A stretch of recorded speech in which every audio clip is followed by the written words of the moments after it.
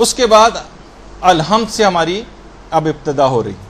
دیکھیں نماز کی ابتدا سورہ الحمد ہی سے کیوں ہے؟ وجہ کیا ہے؟ کوئی اور سورہ بھی تو ہو سکتا تھا. باقاعدہ فضل ابن شازان نے ہمارے 8ویں امام علی رضا علیہ السلام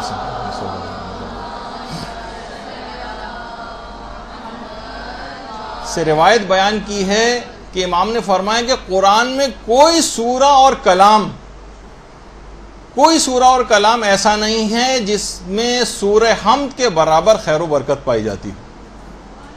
باقاعدہ من لا یحضرہ الفقیہ کی روایت. اتنا اہم سورہ کہ پورے قرآن میں کوئی کلام ایسا نہیں ہے پروردگار کا جو اس سے زیادہ خیر و برکت کا حامل ہو. اس وجہ سے سورہ الحمد سے نماز کا آغاز کیا گیا ہے. اور یہ وہ سورہ ہے جو پروردگار نے اپنی اہمیت کے پیش نظر 2 مرتبہ نازل کیا. ہمارے چھٹے امام سے جب اس آیت کی تفسیر پوچھی گئی، اللہم صلی علی محمد وعلی محمد، کہ وَلَقَدْ آتَيْنَاكَ سَبْعًا مِّنَ الْمَثَانِي وَالْقُرْآنِ الْعَظِيمِ، یعنی قرآن کے ساتھ وہ سورہ پروردگار نے نازل کیا جو 7 آیتوں والا ہے، 7 آیتوں والا سورہ، اور جسے 2 مرتبہ یا تو نازل کیا گیا، یا یہ بھی وجہ بہت سی جگہوں پہ بیان ہوئی ہے کہ اس کو نماز میں 2 رکعتوں، جو پہلی 2 رکعتیں اس میں 2 دفعہ پڑھا جاتا ہے، اس وجہ سے بھی اس کو من المثانی یعنی 2 دفعہ پڑھے جانے والا سورہ قرار دیا. مستدرک الوسائل کی جو روایت ہے. اور یہ بھی سورہ 2 دفعہ نازل ہوا، اور ایک سورہ اور 2 دفعہ نازل ہوا ہے جسے سورہ کوثر کہا جاتا ہے. ایک دفعہ مکے میں نازل ہوا تھا سورہ کوثر، اور ایک دفعہ مدینے میں. اچھا، ابھی معراج کی تاریخ گزری کہ پیغمبر اسلام جب معراج پر تشریف لے گئے تھے تو وہاں پر پیغمبر کو نماز کا حکم ہوا. پیغمبر نماز کے لیے کھڑے ہو گئے تو پروردگار کی طرف سے وحی آئی کہ اے میرے بندے میرا نام تو لو. تو پیغمبر اسلام نے اس وقت کہا اللہ اکبر. پھر اس کے بعد پیغمبر نے کہا بسم اللہ الرحمن الرحیم. اور اس وجہ سے روایتوں میں بیان ہوا کہ بسم اللہ کو ہر سورے کے شروع میں رکھا گیا. اور پھر اس کے بعد پروردگار کی طرف سے پھر وہی نازل ہوئی، میرے بندے میری حمد تو کرو. اس کے بعد پیغمبر اسلام نے سورہ الحمد کی تلاوت شروع کی. باقاعدہ جو اصول کافی کی روایت ہے، اس طریقے سے نمازوں کے اندر یہ طریقہ کار قرار پایا کہ نمازوں میں پہلی اور دوسری رکعت میں الحمد کا جو ہے سورہ وہ پڑھا جاتا ہے. اور یہ بھی کہ سورے کو پڑھنے سے 2/3 قرآن پڑھنے کا ثواب آپ کو ملتا ہے. سوچئے آپ کتنی ساری ہر رکعت کے اندر، ہر نماز کے اندر کم سے کم 2 دفعہ تو آپ پڑھتی ہیں، اور ہر دفعہ ایک سورہ الحمد پڑھنے سے 2/3 2/3 آف قرآن، یعنی ایک 1/3 اور ملا دیا جائے تو قرآن پورا ہو جائے. اور وہ تو سورہ قل اللہ پڑھنے سے بھی پورا ہو جاتا ہے. اس کے بعد یعنی ہر دفعہ نماز میں ایک قرآن کم سے کم آپ کو اس کا ثواب جو ہے اس سے بھی زیادہ آپ کو مل رہا ہوتا ہے. اور خود پیغمبر کا بھی ہے کہ جو بھی سورہ فاتحہ پڑھ لیتا ہے اس کا اجر 2/3 قرآن کے برابر.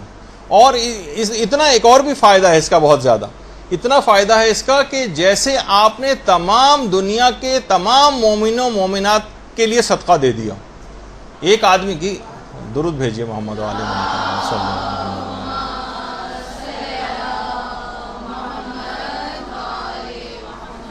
باقاعدہ تفسیر مجموع البیان کے اندر جو پہلی جلد ہے اس کے اندر سورہ الحمد کے ذیل میں یہ بات بیان ہوئی ہے، یہ والی روایت، کہ تمام دنیا کے مومنوں و مومنات کی طرف سے گویا آپ نے صدقہ دے دیا 2/3 قرآن پڑھنے کے ثواب کے علاوہ.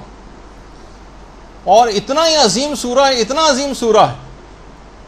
دیکھیے اس عظیم سورہ کی میں واقعتاً معرفت نہیں، روایات میں آیا ہے کہ اگر الحمد کو ایک پلڑے میں رکھ دیا جائے اور قرآن کے تمام دیگر سوروں کو دوسرے پلڑے میں رکھ دیا جائے تو الحمد والا پلڑا 7 گنا زیادہ بھاری ہو جائے گا.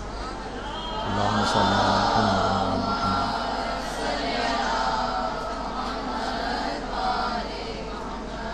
7 گنا زیادہ بھاری قرآن کے دیگر تمام سوروں کے مقابلے میں الحمد کا سورہ. اب کتنی سرسری بیزاری اور اس سے ہم پڑھتے ہوئے جاتے ہیں اس سورے کو.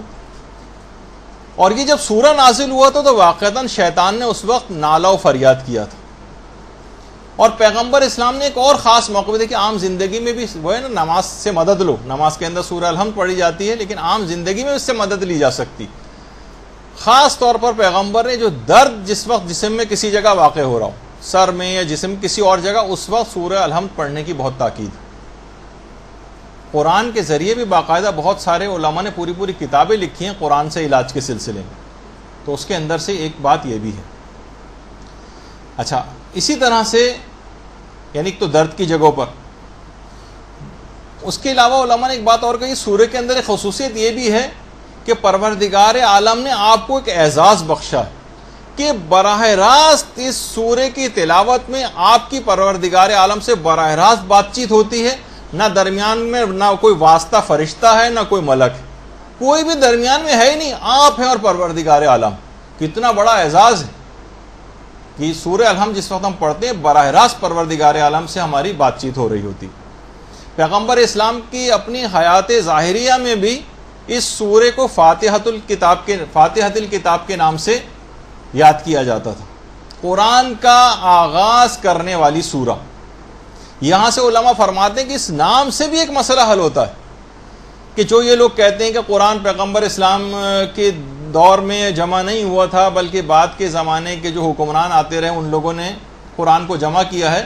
علماء اس نام کو بھی ایک دلیل کے طور پر دیگر دلائل کے ساتھ اس کو بھی دلیل بناتے ہیں کہ رسول کے دور میں قرآن پورا جمع ہو چکا تھا اور اس کے شروع میں سورہ الحمد تھی. جب بھی تو رسول کے زمانے میں سے فاتحۃ الکتاب کہا جاتا تھا، قرآن کا آغاز کرنے والی سورہ. جب کوئی چیز ہی نہیں تھی، قرآن جمع ہی نہیں تھا، لوگوں کے صحابہ کے دل وغیرہ میں تھا، تو قرآن کا آغاز کرنے والا سورہ اس کو کیسے کہا جا سکتا ہے؟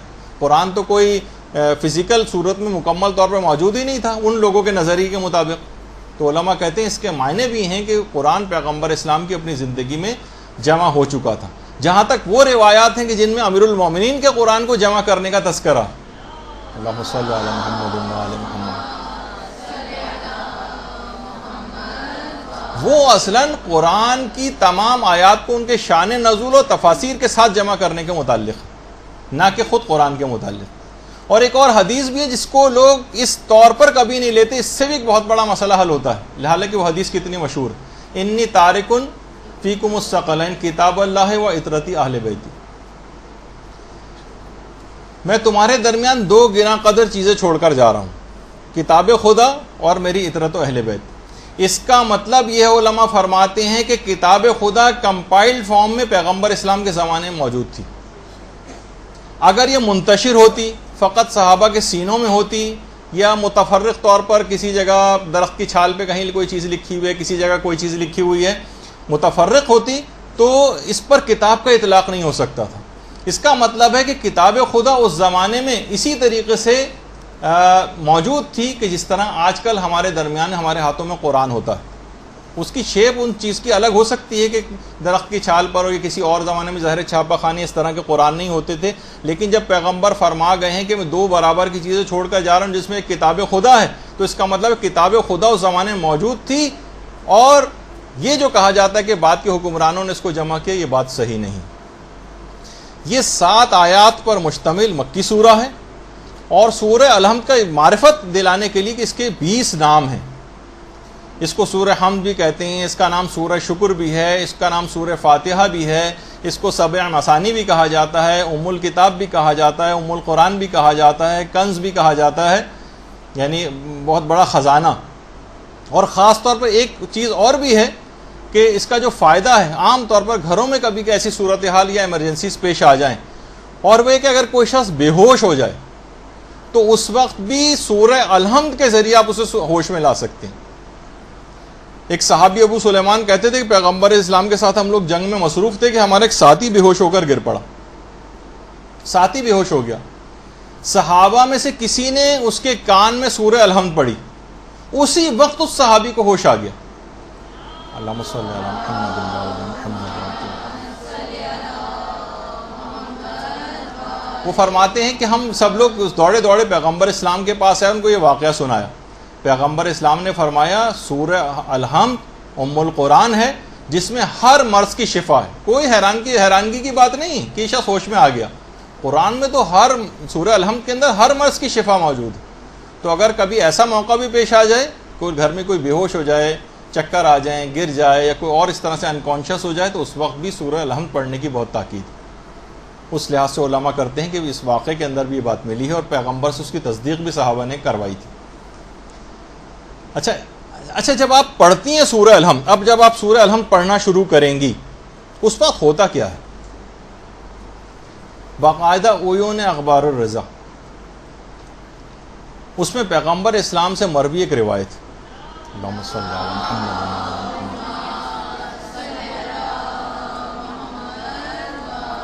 روایت پیغمبر فرماتے ہیں جب بندہ یہ کہتا ہے بسم اللہ الرحمن الرحیم تو پروردگار عالم فرشتوں سے کہتا ہے کہ اس نے میرے نام سے ابتدا کیے، فرشتوں مجھ پر لازم ہے کہ اس کے تمام کاموں کو اب میں انجام تک پہنچاؤں گا اور ہر حال میں اس کو برکت عطا کروں گا۔ اس کے بعد جب یہ اگلا جملہ کہتا ہے الحمدللہ رب العالمین تو خدا فرشتوں سے کہتا ہے کہ جب اس نے یہ بات سمجھ لی ہے کہ جو نعمتیں ہیں وہ سب کی سب میری طرف سے عطا کردہ ہیں تو اب میں اس شخص کے تمام مصائب کو اس سے دور کروں گا، اور اے فرشتوں گواہ رہنا اب میں دنیا میں بھی اسے نعمتیں دوں گا اور آخرت کے گھر میں بھی اس کو نعمتیں عطا کروں گا۔ اللہم صلی علی محمد وعلی محمد۔ اور میں جس طرح سے اس جہان میں اس کو مصائب سے نجات عطا کروں گا اسی طرح سے آخرت کے گھر میں بھی اس کو تمام مصائب سے نجات عطا کروں گا۔ اس کے بعد جب بندہ اس کے بعد اگلا کلمہ کہتا ہے الرحمن الرحیم تو پروردگار کہتا ہے کہ جب یہ گواہی دے رہا ہے کہ میں رحمان اور رحیم ہوں تو اے فرشتوں گواہ رہنا کہ میں اس کے حصے میں اپنی رحمت اور عطیات کو زیادہ سے زیادہ کر دوں گا۔ اور جس وقت یہ کہتا ہے مالک یوم الدین، ایک پروردگار فرشتوں سے کہتا ہے فرشتوں گواہ رہنا کہ اس نے روز قیامت میری مالکیت کا اعتراف کر لیا ہے، اب میں اس کے حساب و کتاب والے دن اس کے حساب و کتاب میں آسانی پیدا کروں گا اور اس کی تمام نیکیوں کو قبول کر لوں گا اور اس کے تمام گناہوں کو معاف کر دوں گا۔ اس کے بعد جب بندہ کہتا ہے ایاک نعبد، پروردگار کہتا ہے اس نے بالکل سچ کہا، یہ میری ہی عبادت کرتا ہے، فرشتوں اب گواہ رہنا کہ اس کی عبادت پر میں اس کو ایسا ثواب عطا کروں گا کہ جو اس کے مخالف لوگ ہیں وہ اس پر رشک کریں گے۔ دیکھیے بہت اہم بات ہے، اس کے جتنے مخالفین ہیں وہ اس پر رشک کریں گے، میں اتنا ثواب اس کو دوں گا۔ اور جس وقت وہ کہتا ہے ایاک نستعین تو پروردگار کہتا ہے کہ اس نے مجھ سے مدد چاہیے اور میری پناہ طلبی اس نے طلب کی ہے، اے فرشتوں گواہ رہنا کہ اب میں اس کے تمام کاموں میں اس کی مدد کروں گا اور تمام سختیوں اور تنگیوں میں اس کی مدد کو پہنچوں گا۔ اور اس کے بعد جب یہ کہتا ہے اہدنا الصراط المستقیم اور یہاں سے لے کر علیہم ولا الضالین تک جب یہ کہتا ہے تو پروردگار فرشتوں سے مخاطب کر کے کہتا ہے کہ میرے بندے کی یہ خواہش بھی پوری ہو گئی، اب یہ کچھ بھی مجھ سے مانگے گا میں اس کی تمام دعاؤں کو قبول کروں گا اور جس چیز کی اس نے امید مجھ سے لگائے بیٹھا ہے میں ان تمام چیزوں کو اس کو عطا کروں گا اور تمام ان چیزوں سے جن سے یہ خائف ہے اس سے اب اس کو مامون قرار دے دوں گا۔ تو آپ نے دیکھا باقاعدہ تفسیر المیزان کی پہلی جلد میں عیون اخبار الرضا وغیرہ کے اندر سب کے اندر یہ روایت موجود ہے کہ جس وقت آپ سورہ الحمد پڑھتی ہیں تو پروردگار فرشتوں سے اس وقت ہم کلام ہو کہ یہ باتیں آپ کے لیے کہہ رہا ہوتا ہے، تو اتنا سرسری طریقے سے سورہ الحمد کو پڑھا جائے، کتنی اہم بات ہے کہ اتنی چیزیں پروردگار عالم آپ سے وعدے کر رہا ہے کہ میں یہ کام کروں گا، یہ کروں گا، تمہاری ہر مدد کو پہنچوں گا، ہر طرح کی امداد کروں گا، تمام اعمال کو قبول کر لوں گا، ہر قسم کے خوف اور مصیبت سے نجات دوں گا اور آخرت تک میں نجات دے دوں گا، تمام وعدے پروردگار اس الحمد کے نتیجے میں آپ سے پروردگار کر رہا ہے۔ برحمتک یا ارحم الراحمین وصلی اللہ علی محمد وآلہ الطاہرین۔